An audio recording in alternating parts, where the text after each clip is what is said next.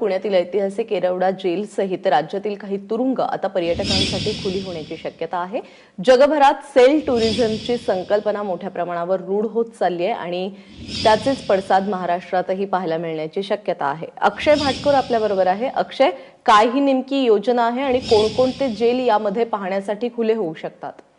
सध्या तरी ही जी योजना आहे ती अजूनही कागदांवरच आहे। त्याच्यामध्ये आणखीन काही ऍस्पेक्ट्स जे आहेत ते याच्यामध्ये येणार आहेत, पण सध्या तरी असं कळतंय की एकूणच संपूर्ण जगामध्ये आणि मुख्यतः साऊथ आफ्रिकेमध्ये काही जेल जे आहेत, अमेरिकेत काही जेल आहेत ते पर्यटकांसाठी खुले करण्यात आले होते, ज्या ठिकाणी मोठ्या मोठ्या व्यक्तींना ठेवण्यात आलं होतं। अशा प्रकारची जेल टुरिझमची संकल्पना जी आहे ती इतर देशांमध्ये। त्याचबरोबर आपल्याला माहिती आहे की अंदमानमध्ये ज्या ठिकाणी सावरकरांना ठेवण्यात आलं होतं त्या ठिकाणी देखील ते जेल देखील सगळ्यांना प्रसिद्ध आहे। त्याच्यामुळे तशीच संकल्पना आता महाराष्ट्रात देखील व्हावी अशी एक संकल्पना पुढे येते आहे आणि त्याच्यानुसार येरवडा जेल जे आहे ते त्या येरवडा जेलमध्ये जवळजवळ गांधी असतील, नेहरू असतील, ह्या अशा मोठमोठ्या व्यक्तींना त्या ठिकाणी ठेवण्यात आलं होतं। त्याच्यामुळे येरवडा जेल त्याचबरोबर जे आपलं मुंबईचं जे ऑर्थर रोड जेल आहे त्या ऑर्थर रोड जेलमध्ये देखील मोठे सेलिब्रिटी ठेवण्यात आले होते। त्याचबरोबर जो कसाब होता त्या कसाबला देखील तिकडच्या अंडा सेलमध्ये ठेवण्यात आलं होतं।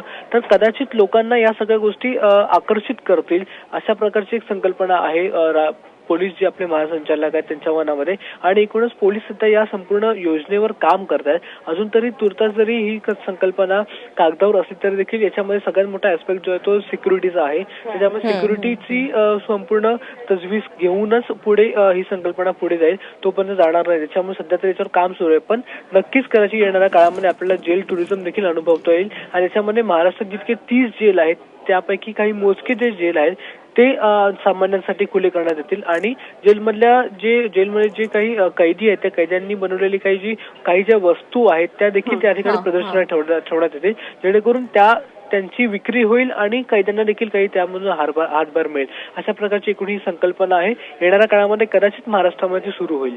प्राजक्ता, अक्षय, धन्यवाद या सगळ्या माहितीबद्दल।